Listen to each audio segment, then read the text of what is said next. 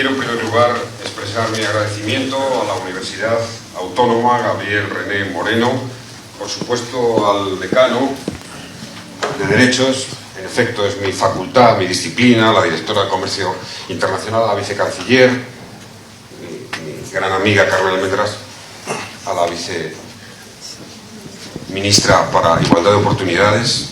Quizá no puede haber una competencia administrativa y política más importante en un gobierno que aquella destinada a garantizar la igualdad de oportunidades, porque todo empieza y termina ahí, en la igualdad de oportunidades real. Debo decir que es para mí una gran satisfacción estar en esta universidad, en una universidad. Permítame que les haga una reflexión inicial a aquellos que son, veo que seguramente una mayoría de estudiantes universitarios. Esta reflexión tiene que ver con la defensa, el aprecio a lo que supone y representa el conocimiento universitario, a lo que representa el saber universitario. Fíjense que son las instituciones que más han perdurado a lo largo de la historia, en países más desarrollados, menos desarrollados, en países emergentes. En mi país, las universidades con más historia tienen 800 años. No hay ninguna institución, ni política, ni económica, ni social, que tenga tanta longevidad como las universidades. ¿Saben por qué? Porque el saber que cultivan es un saber siempre a largo plazo. Es un saber que contiene la paciencia, el trabajo ordenado, sistemático, y que mira no a un resultado a corto plazo, sino a una investigación, a un conocimiento a largo plazo. De ahí que sea tan decisivo para un país, en buena medida, la suerte de un país es la suerte de sus universidades, es la suerte de su educación, es la suerte de su investigación. Es ahí donde debemos de concentrar los principales esfuerzos para esa igualdad de oportunidades. Hoy quiero hablarles básicamente de lo que supone la oportunidad de las relaciones entre Unión Europea y Latinoamérica, entre Bolivia y la Unión Europea, entre Bolivia y España, fundamentalmente desde una perspectiva singular, aunque no exclusiva, que es la perspectiva del comercio internacional como gran palanca de desarrollo. Debo decirles que vivimos en una era, como ustedes bien conocen, de globalidad o de globalización. Cualquiera de los términos sirve. Es decir, una etapa de la historia en la que la capacidad de comunicación, de conectividad, la capacidad de transporte, la capacidad de acelerar absolutamente todos los procesos históricos que tienen que ver con la reducción de las distancias y el acercamiento de los países, de los ciudadanos al conocimiento, a los bienes globales, no ha conocido parangón alguno en la historia. Muchos de los que están aquí, los más jóvenes, van a vivir cambios y cosas que hoy nos parecen imposibles que sucedan. Igual que hoy vivimos cosas que nos parecían hace no muchos años imposibles que sucedieran. Siempre pongo el mismo ejemplo, los que me hayan oído estos días dirán que me reitero, pero me parece que es fundamental. Cualquiera de nosotros que tenga un dispositivo de esta naturaleza, con acceso a Internet, como afortunadamente ya tiene la mayoría de los ciudadanos, incluso en África, cualquiera de nosotros tiene más información hoy que tenía el presidente de los Estados Unidos hace 30 años. Tan solo 30 años. Es la revolución más impresionante que hemos conocido a lo largo de la historia y la que tenemos a las puertas, muy incipiente, de ver cambios de una envergadura extraordinaria.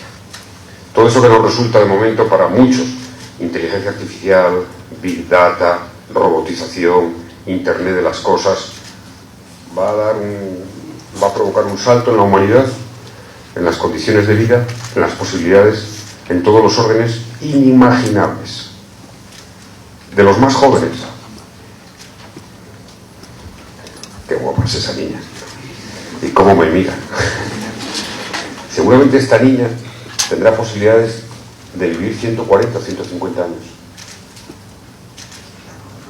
los últimos 50, la expectativa de vida prácticamente se ha duplicado en la mayoría de los países en desarrollo. Apenas mis abuelos tenían una expectativa de vida media de 40 años, en España está ya en 80, 85, 87 las mujeres. Son cambios espectaculares. Hemos vivido en los últimos 40 años un progreso de la humanidad inapelable a nivel global. Nunca como en los últimos 40 años se redujo la pobreza extrema en el mundo.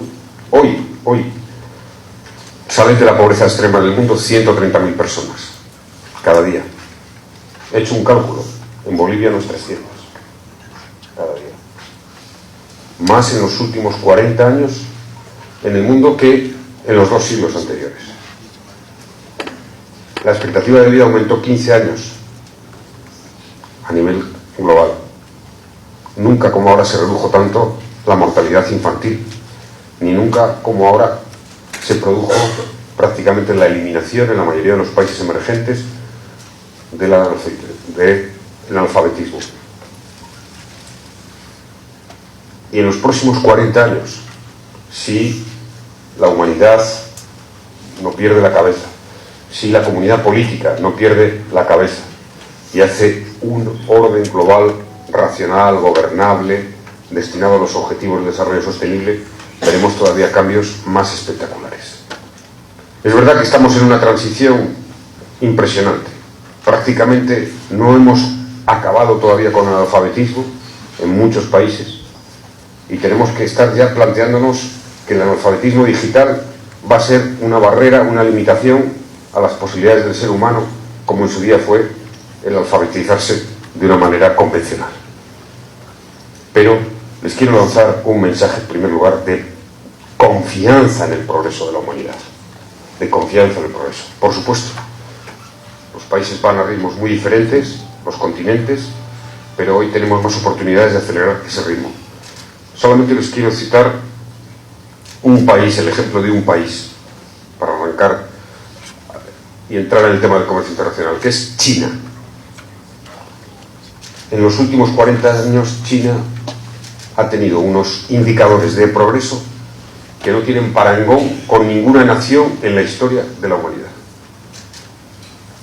En los últimos 40 años, China ha pasado de ser la potencia, el país número 122 del mundo en PIB, a ser el primero. Ha multiplicado por 80 su Producto Interior Bruto y ha sacado de la pobreza a 700 millones de seres humanos. Y está disputando el liderazgo económico mundial a Estados Unidos. La mayoría de los pronósticos establecen que antes de 3, 4, 5 años ocupará la primera posición. El otro día en un debate en España, en un foro organizado por la Cámara de Comercio norteamericana, un interviniente de origen norteamericano decía que lo que más había cambiado el mundo en este siglo no era el 11 de septiembre y el ataque a las Torres Gemelas, sino la entrada de China en la Organización Mundial del Comercio, que también es de 2001. Esa era la fecha para él decisiva de lo que estaba pasando en este siglo XXI. En efecto, desde que China entra en la Organización Mundial del Comercio, multiplica por 7 sus exportaciones, mantiene un crecimiento en torno al 7, el 8%, ahora está en el 6%, y produce esos efectos que les he derivado hace un momento. Esto conviene que tengamos una perspectiva que es importante. No es que China de repente haya surgido como una gran potencia, no. Es que China estuvo desaparecida desde 1850 de la escena internacional. Pero hasta 1850 fue la primera potencia del mundo. Llegó a ser el 30% de la riqueza mundial, del PIB mundial. Pero lleva un siglo y medio desaparecida de la historia, con un modelo completamente negativo, hasta que volvieron a reaparecer.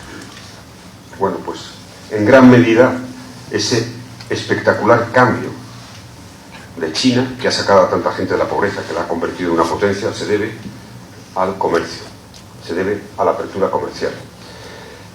Quiero darles un dato porque voy a hacer una defensa abierta del comercio internacional, del comercio libre internacional. Y lo hace alguien que saben que es socialista. Debo recordar, pueden ustedes investigar sobre ello, seguro que la directora lo conoce, que uno de los mayores defensores en este continente del comercio libre, como una de las vías de desarrollo y de progreso, fue el fundador del Partido Socialista Argentino, Juan de Justo, defensor del comercio internacional como una de las vías de desarrollo y de progreso. Por darles algún dato sobre el comercio internacional, les diré, el comercio mundial, les diré que desde 1980 aquí la riqueza del mundo, el PIB, se ha multiplicado por 4 y el comercio internacional por 7. Y que hay una clarísima interinfluencia, una retroalimentación entre crecimiento mundial y comercio internacional. Una clara correlación. A voces que pueden resultar críticas. También en ocasiones oímos que el comercio libre, los acuerdos comerciales, favorecen a los países más ricos. Y sin embargo, la constatación empírica demuestra que no es así. Demuestra que, por ejemplo, en los años 80 los países ricos, llamados ricos, y los emergentes crecían más o menos lo mismo, al 3%. A partir de la década de los 90, del siglo pasado, hubo una gran proliferación y un gran crecimiento de los acuerdos comerciales, una extensión, por tanto, del comercio internacional, y ahí se produce una divergencia. Los países ricos empiezan a crecer más, con más lentitud, con un crecimiento menor, al 2%, y los países emergentes al 5%. Se produce un divorcio en cuanto se extiende el comercio, en cuanto se amplía el comercio, que a partir de la década de los 90 ha sido sin duda alguna de las 3 décadas de mayor extensión del comercio internacional. Los países emergentes ganan terreno. Claro, aquí el factor China es decisivo. Y no solo ganan terreno en lo que es el PIB, sino que ganan terreno también en lo que es la renta per cápita. Va prácticamente en paralelo. De hecho, los países emergentes, no desarrollados, en los años 80 tenían un 12% de la renta per cápita de los países ricos y saltan al 25% de renta per cápita, es decir, reducen significativamente la distancia. Se ha dicho que en efecto también en muchas ocasiones que los acuerdos comerciales y libre comercio favorecen más, como decía, en áreas interregionales a los países menos desarrollados. Sin embargo, la experiencia empírica demuestra lo contrario. Igual que en lo referente a los estándares sociales, es decir, derechos laborales, condiciones medioambientales, lo que digamos debe formar parte de las buenas prácticas de los acuerdos comerciales. Y sin embargo, digo, la experiencia no demuestra eso. La incorporación de España y Portugal a la Unión Europea, que como saben tiene el mercado común integrado más perfecto, un mercado único de todos los países de la Unión Europea, no ha empeorado las condiciones de España y de Portugal, ni laborales, ni sociales, ni medioambientales. Las ha mejorado. Y hemos reducido distancias en relación con Alemania, con Francia, en todos los parámetros, con los países que eran más ricos que nosotros a la hora de la integración de la Unión Europea. Por tanto, me parece importante que tengamos claro, por supuesto, cuando se producen los acuerdos comerciales, hay que leer la letra pequeña, tiene que haber reglas, normas, sectores que van a verse afectados, que necesitarán apoyo, pero me parece que es fundamental que mantengamos esa perspectiva. Si hiciéramos una visión rápida, global, de cómo se ha comportado regionalmente el mundo en estos últimos 40 años, veríamos prácticamente que el gran crecimiento ha sido Asia Meridional y el Pacífico. Son, sin duda alguna, es la región, es natural, como decíamos antes, porque son 2/3 de la población del mundo, todo lo que es Asia y el Pacífico, pero es, sin duda alguna, donde se ha producido el mayor crecimiento económico. Digamos que Latinoamérica ha ido en un crecimiento sostenido, pero por debajo de su potencial y de las posibilidades y de los récords que tiene Asia Meridional y el Pacífico. Y básicamente los países occidentales, llamados occidentales, los países más desarrollados, han reducido discretamente, sobre todo Estados Unidos y Europa, en gran medida, han reducido su porcentaje, su fuerza, su peso en el conjunto de la economía mundial. Ese es el panorama. Digamos que la apertura exterior influye, es decir, el grado de apertura de una economía es muy importante como dato para ver ese crecimiento. Por ejemplo, Latinoamérica tiene un dato de apertura al exterior razonable, de un 43% de sus economías. No está mal, está bien. Pero el Pacífico y Asia Meridional tiene un 58%. Ha habido una apertura mayor, ha habido más impulso al comercio exterior. Y la Unión Europea, por supuesto, está por encima de todos ellos. Es el área económica con más apertura, con más acuerdos comerciales con todo el mundo, sin duda alguna. Contrasta, por ejemplo, pero conviene matizar que Estados Unidos solo tiene un grado de apertura de un 26%, muy bajo, pero sucede que es un continente en sí mismo. Prácticamente es como si tuviera integrada toda un área económica, que son todos los estados, por simplificar, de la propia nación norteamericana. Por tanto, digamos, la comparación con Estados Unidos es relativa. Ahí, sin embargo, bueno, sí se observa en Latinoamérica un factor singular sobre el que quiero detenerme brevemente, y es que el comercio intrarregional, el comercio entre los países de Latinoamérica, tiene un porcentaje muy bajo, apenas un 15% total.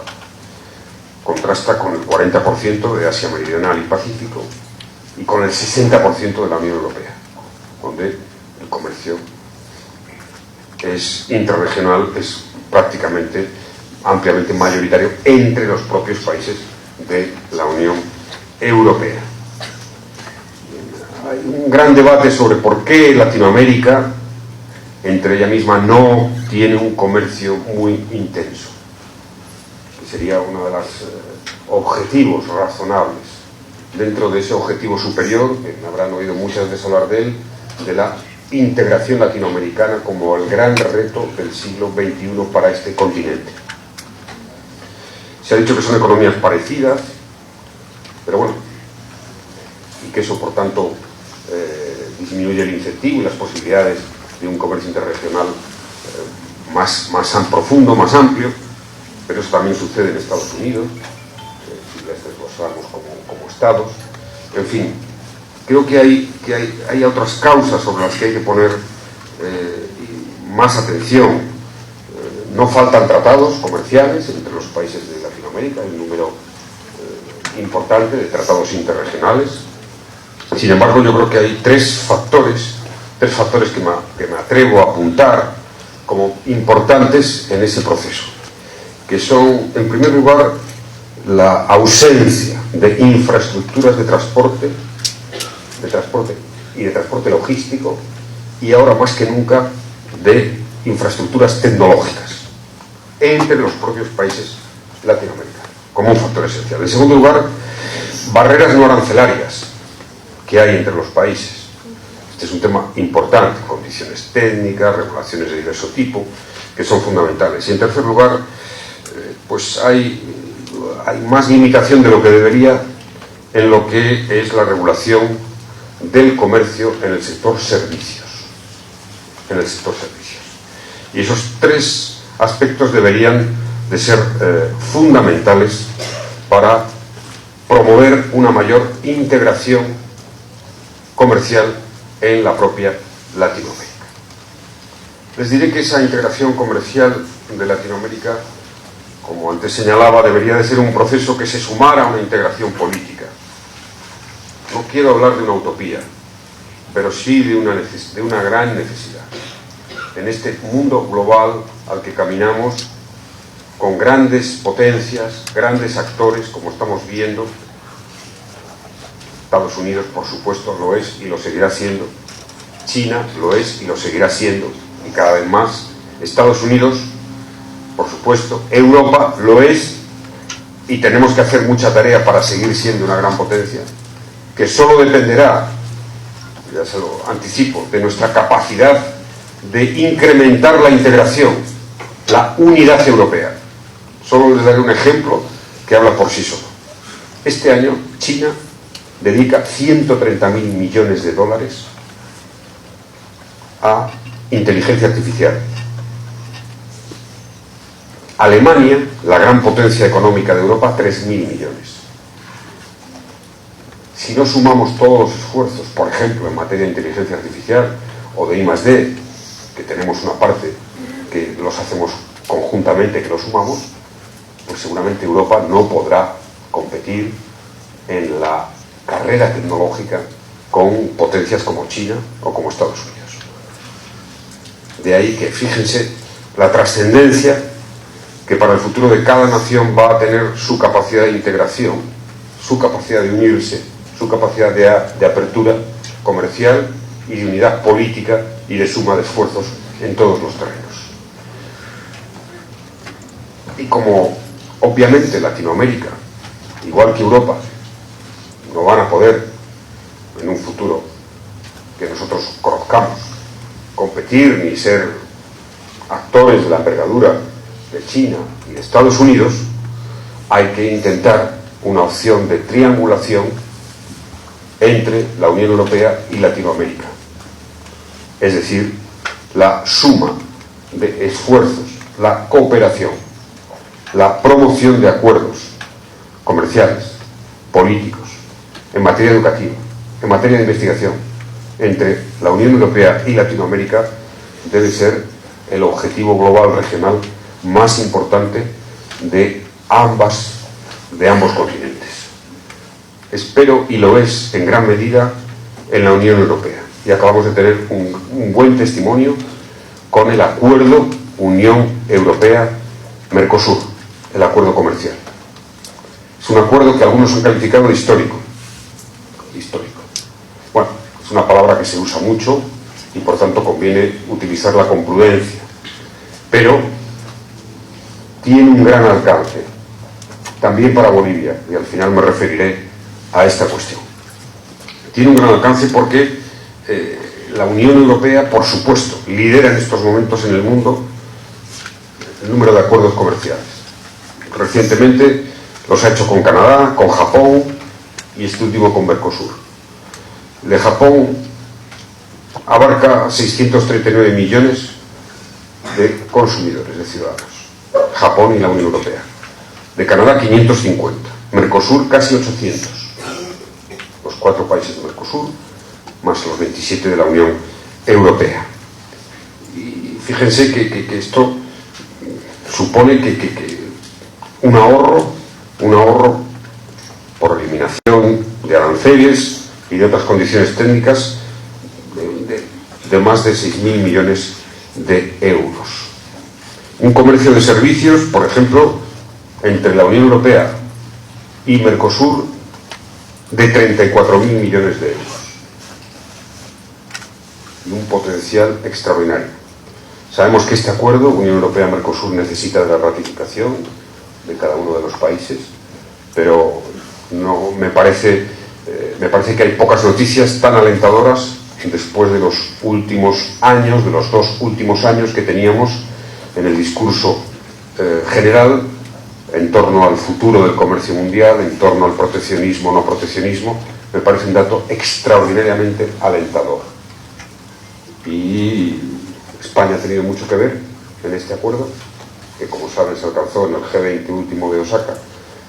Y yo creo desde aquí que retengamos la importancia que esto tiene. ¿Por qué? Porque no se nos oculta que Estados Unidos, el presidente Trump, venía haciendo un discurso y una política proteccionista. No voy a relatar lo que está pasando con México, lo conocerán seguramente ustedes. En principio, convocatoria a la guerra comercial con China, y bien interesante lo que ha pasado en este G20, porque de repente, cosas no del derecho, sino de la magia, el decano, Huawei era ilegal y representaba una amenaza a la seguridad de todos los países que utilizaran componentes de Huawei. Y esto era el discurso de Estados Unidos por todo el mundo. De la noche a la mañana, Huawei ha dejado de ser ilegal. No sabemos si es que ha cambiado Huawei o ha cambiado el presidente Trump. Pero la realidad es esa. ¿Qué había detrás? Pues eso, que las guerras comerciales al final son dañinas para todo el mundo. Que el proteccionismo en la historia no ha producido más que dolor. Retraso económico y dolor. ¿Qué le pasó al presidente Trump? Que China hizo una acción quirúrgica y dijo así, pues vamos a poner los aranceles más altos a los productores de soja, de maíz y de otros productos agrarios de estados agrarios de los Estados Unidos de Norteamérica, donde por cierto votan bastante republicano. Y entonces había un malestar muy intenso y claro, pues han tenido que hacer de momento una tregua, pero ojalá esa tregua pues lleve a un proceso de negociación entre Estados Unidos y China que no nos abra una guerra comercial en el mundo y por tanto una vuelta atrás, un retraso, una tendencia a que los países se cierren. Por eso tiene gran importancia este acuerdo de la Unión Europea-Mercosur, porque ha roto esa tendencia, esa inercia a la que parecía que nos llevaban. Para recordar que el comercio, la extensión del comercio mundial, no solo ha ayudado al crecimiento económico, sino que es un win-win, es que ganan todos, y sobre todo los países emergentes. Y debo subrayar que este acuerdo, que será objeto de estudio intenso, seguro, en las facultades de Economía y en los departamentos de Comercio, incorpora varias reglas avanzadas en los acuerdos comerciales sobre derechos laborales, sobre aspectos de sostenibilidad, para el cumplimiento de los objetivos del cambio climático, del Acuerdo de París, y otros que son novedosos e importantes. Por supuesto, los acuerdos comerciales no pueden ignorar los efectos sociales ni las condiciones sociales. Y esto es algo que la Unión Europea ha ido incorporando de manera progresiva y sistemática a esos acuerdos comerciales. Hay que nos debamos felicitar que se rompa la tendencia. Y ojalá el presidente Trump y el presidente de China no inicien una carrera, que todo es una carrera. O sea, si Estados Unidos piensa que por hacer una política proteccionista va a mejorar sus sectores económicos y está luchando contra la historia y contra el tiempo, porque está demostrado que no es así. La única manera es ser más productivo, cambiar de sectores, y evidentemente hay sectores industriales maduros que van a ser difíciles que vuelvan a poder competir. Ojalá se asuma que es así, y ojalá la primera potencia del mundo, que tiene cosas muy positivas, asuma que, en fin, ese intento de ir solos en un mundo global pues no les va a ayudar, y que si dieran un giro a una política de cooperación, de multilateralismo, de defensa del comercio libre, de cumplimiento de los acuerdos de París en cambio climático, de defensa del sistema de Naciones Unidas, en definitiva, de una gobernanza global más intensa, los primeros beneficiados serían, ¿quién? La primera potencia del mundo. Para que realmente América, que siempre ha sido grande, pero sea grande otra vez, o más grande, como dicen en sus eslóganes, lo que tiene que hacer es abrirse al mundo y cooperar con el mundo y ayudar a los países que lo necesitan.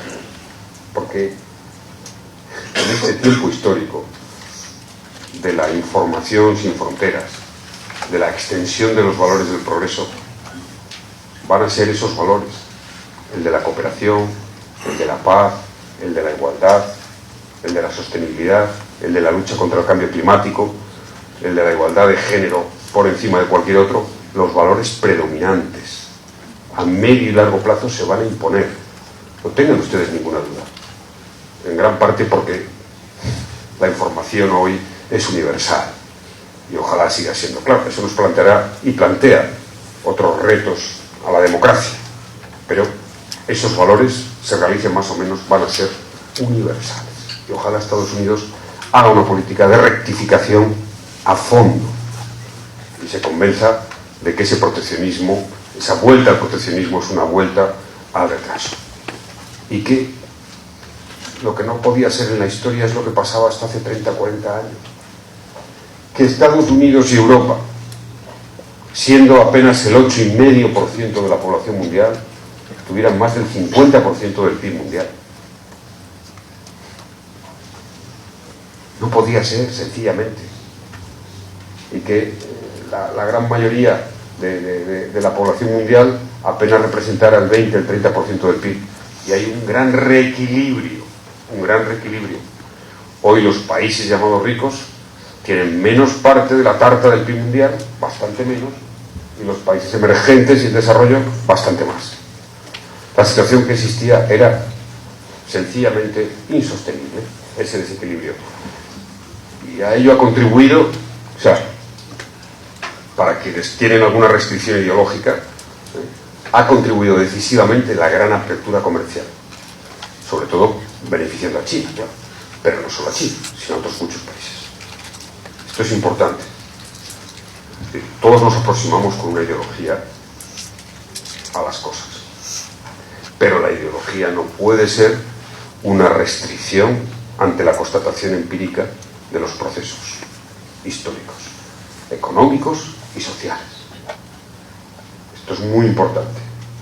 Una ideología es una idea lógica, es decir, una idea que tiene que fundamentarse, que tiene que ser contrastable, que tiene que ser realizable. Y lo que ha sucedido en el mundo en los últimos 40 años, en este proceso de la globalización, me parece que es fundamental. Al igual que desde la tarea política debemos aportar humildad, debemos reconocer los límites de la política y abrir y reconocer el espacio a los límites de la ciencia y de la investigación. En muchas ocasiones se habla o se dice que la globalización es fruto de una ideología, la neoliberal. Yo discuto esa tesis, pero creo que la globalización es más bien fruto de Internet, del desarrollo tecnológico y de lo que fue, curiosamente, el gran crecimiento del transporte una vez que se inventó los contenedores en el mundo, que favorecieron extraordinariamente el comercio marítimo. Fueron dos acciones tecnológicas que dieron las oportunidades a la economía, más que un designio de un programa político de un partido.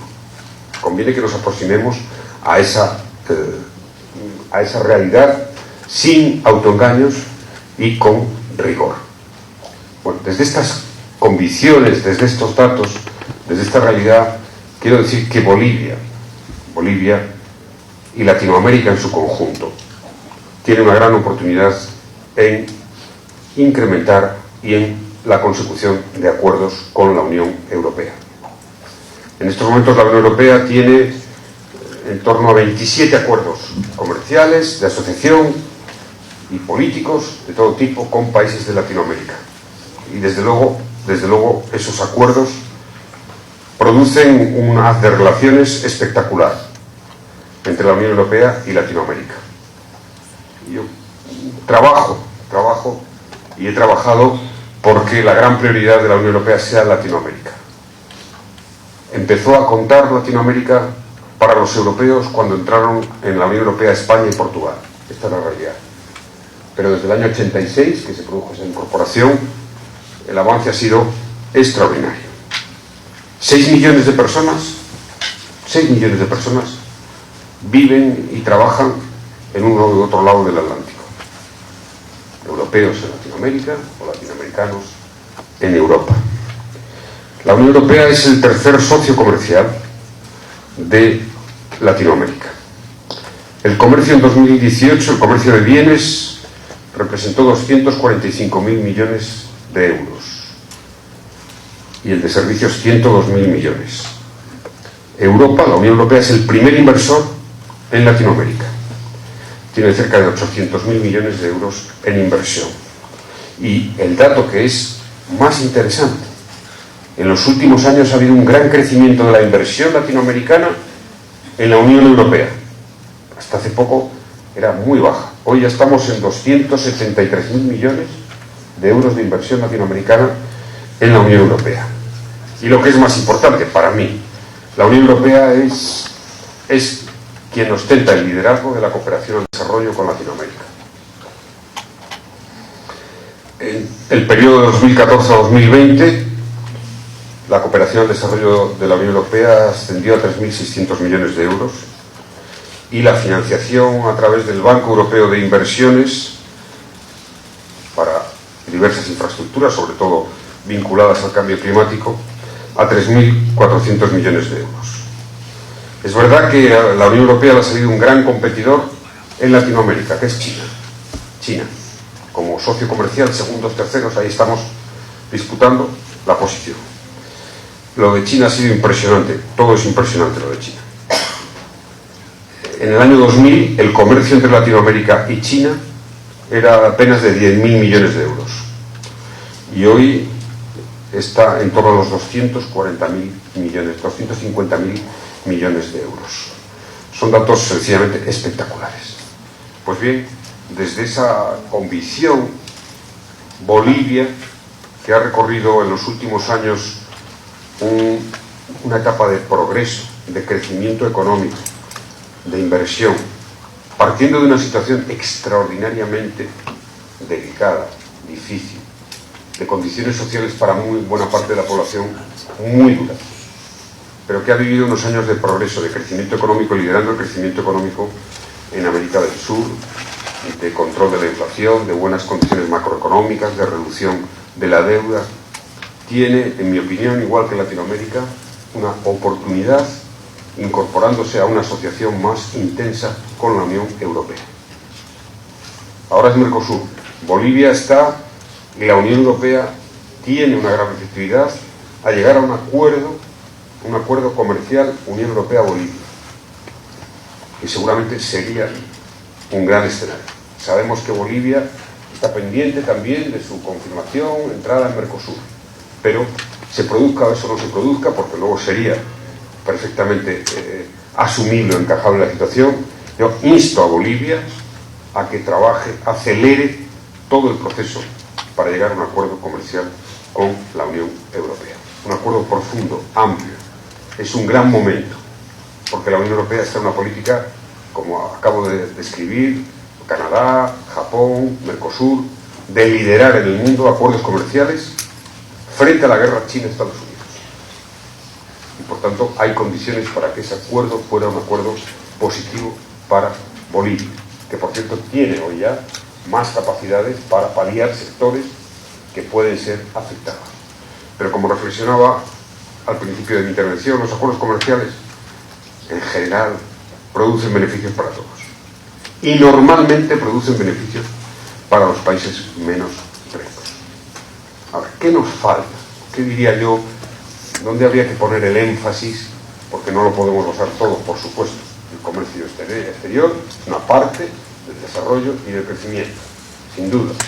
Pero hay otros grandes retos que tienen que ver con otras condiciones que deben de ayudar a impulsar eso, a que los productos de Bolivia, si se abre más, si es una economía muy abierta, y exporta más o importa más, pues sean competitivos.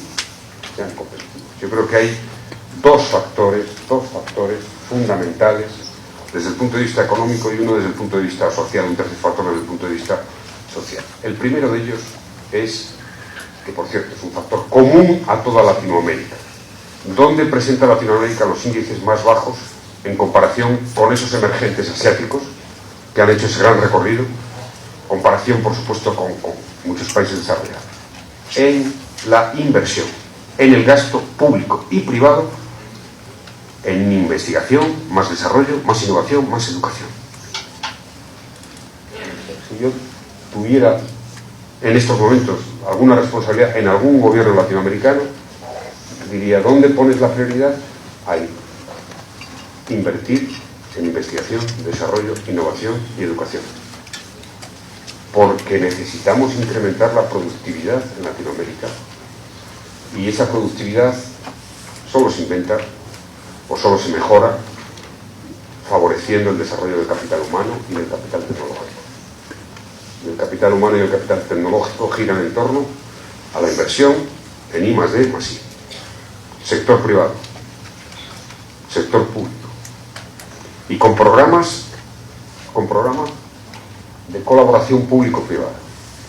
Los programas más exitosos que en mi etapa de gobierno tuve en I+D+I fueron aquellos que conformé en colaboración público-privada. Empresas, universidades, sector público.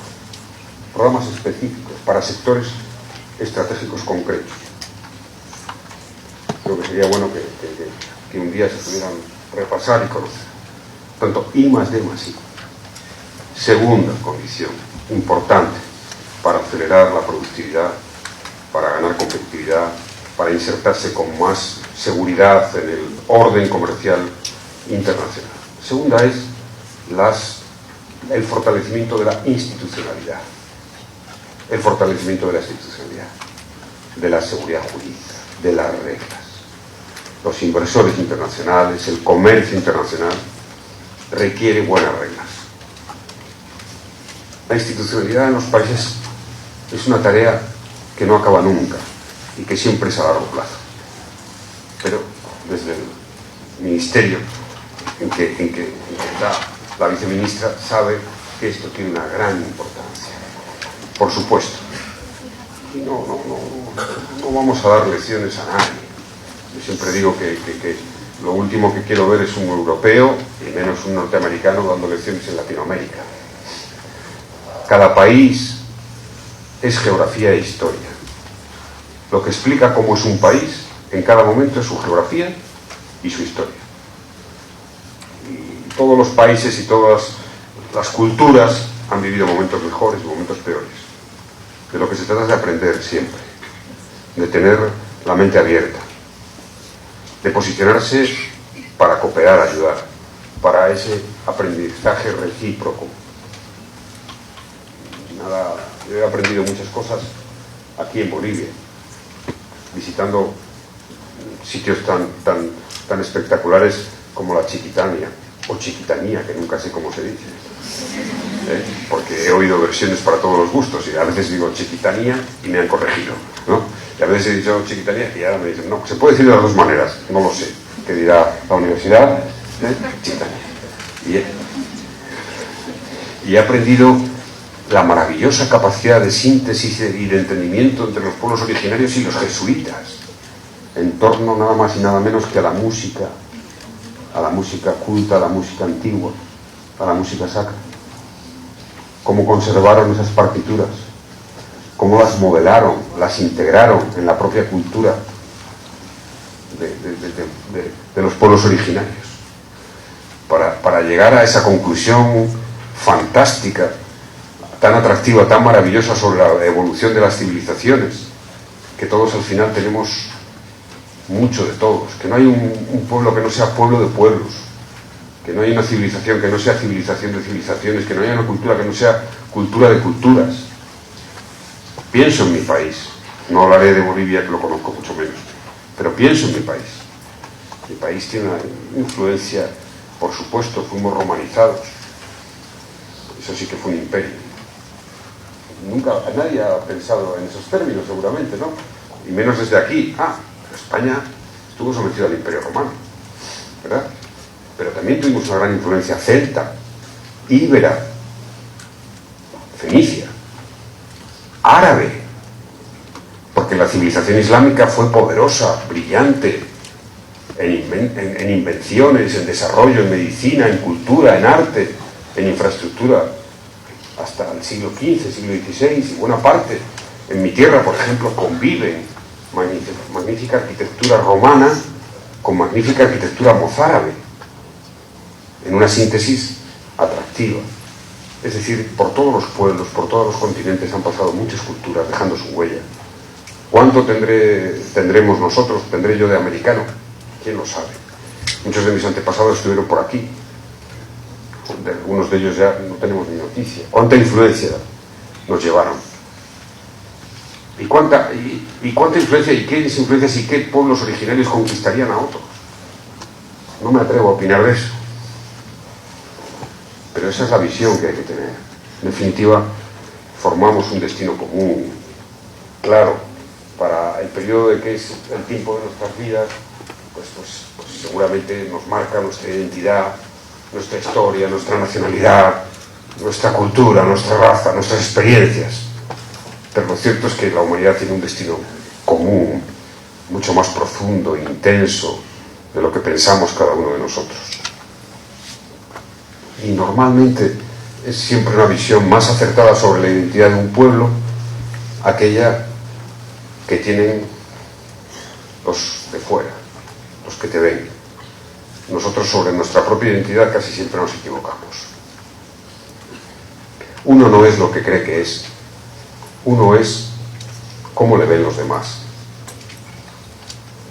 Y a Latinoamérica la vemos desde el afecto como un continente joven, un continente con un extraordinario potencial en riqueza natural y en riqueza humana, porque en muy poco tiempo, en mucho menos tiempo que otras grandes naciones de las que se consideran desarrolladas, ha superado la barrera de la educación, de la extensión de la educación, que es donde se diferencian los momentos y las posibilidades de los pueblos.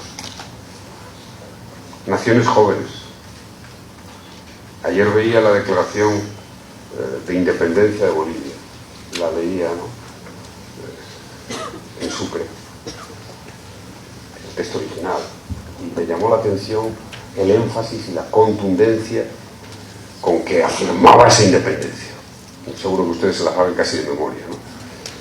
Era una independencia frente a todo y frente a todos, propio de ese momento de decir queremos ser libres, autónomos, independientes. Independencia frente a los de aquí y los de allá. Y esas independencias dieron una lección al mundo, que se lo dice en español. Y luego han sido naciones que, ganando una independencia que casi todas las naciones que se han formado en un proceso de liberación colonial, son naciones con un desarrollo extraordinariamente difícil, como la historia demuestra. Y sin embargo, han conformado esas naciones, y lo que es más relevante, a pesar de tantas dificultades, han conformado sistemas democráticos, siempre con dificultades, por supuesto, y las hay, y las ha habido, no digamos hace 15, 20 años, con tantos sistemas autoritarios, pero en un tiempo que para la historia es pequeño, aunque para nuestras vidas o sus vidas sea muy largo, pero es pequeño para la historia. Esto es lo que me parece más importante. En consecuencia, investigación, desarrollo, innovación, reglas, perfección en la institucionalidad, la seguridad jurídica, las mejores pautas democráticas. España tiene una historia dura, difícil. Tuvimos una guerra civil de las más cruentas, la primera parte del siglo pasado, y una dictadura que nos apartó del mundo, nos hizo ser un pueblo atrasado, triste. Gracias a muchos países latinoamericanos, muchos españoles pudieron sobrevivir, rehacer su vida. Nunca lo dejaremos de reconocer y de agradecer. Muchos países, México, Argentina, Venezuela, igual que en los últimos años muchos latinoamericanos han ido a trabajar a Europa, especialmente a España, muchos bolivianos. Pueden ustedes imaginar la satisfacción que me produce cada vez que estoy en Bolivia y me encuentro con personas que han trabajado en España y se acercan y me dicen gracias, porque hicimos un proceso de regularización de papeles, famosos papeles, para que trabajaran con la mínima dignidad. Yo desde aquí quiero agradecer a los bolivianos, ecuatorianos, el esfuerzo de trabajo que han hecho en España, y que cada vez que hay un discurso anti-inmigración en mi país me produce una indignación y un malestar, porque ustedes saben mejor que yo que muchos de esos emigrantes, que ahora muchos han retornado, me he encontrado estos días muchísimos retornados, trabajan en los trabajos duros en España, cuidan a nuestros mayores, trabajan en la construcción con pico y pala, en la jardinería. Esta es la verdad. y han hecho una gran contribución. Y España, que fue un país de migrantes, migración económica y política, lo sabe. No lo puede olvidar. Igual que ustedes, si el día de mañana reciben inmigración, no olviden que fueron también un país de migrantes. Y que la dignidad humana y el respeto a la dignidad humana donde más influye, importa y se contrasta es precisamente con los fenómenos de la inmigración. No olvidemos esa lección. Cuando veo esas tendencias que hay a la xenofobia, es quizá lo más detestable de esa humanidad común que en el fondo somos, como la historia enseña. Y por último, esto no es una teoría económica, no es una aproximación como es lo del I+D+I, claramente, o lo de las reglas institucionales, en lo que estarían de acuerdo seguramente la inmensa mayoría de los economistas. Esta es una aproximación política y social. Si quieren dar pasos acelerados a ser un país más competitivo, con mejores reglas institucionales y más serio, conviertan a Bolivia en un país feminista, activamente feminista.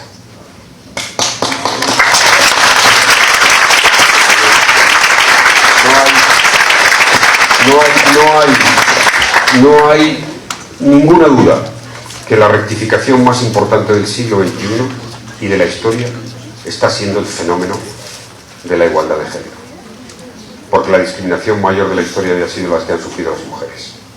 Los países más adelantados del mundo, las ciudades más adelantadas del mundo, más modernas, donde hay más bienestar, más convivencia, más paz, más desarrollo, son aquellas donde los hombres y las mujeres son iguales.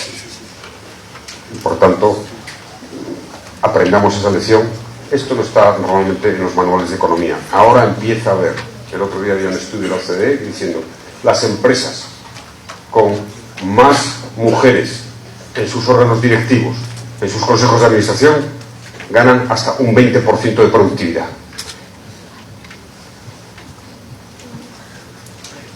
Países feministas, ciudades feministas, universidades feministas, sociedades feministas.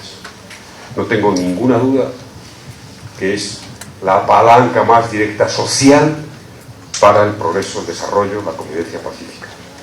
Además, ser feminista hace dignos a los hombres y libres a las mujeres. Por ello, los hombres que hemos ejercido ese dominio fatuo, ese dominio torpe, debemos ser los que lideremos todas las posiciones feministas para que sean creíbles a fondo. Erradicar el machismo.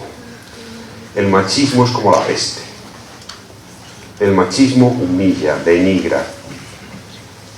El machismo envilece. Te hace torpe, insensible, inculto, ignorante.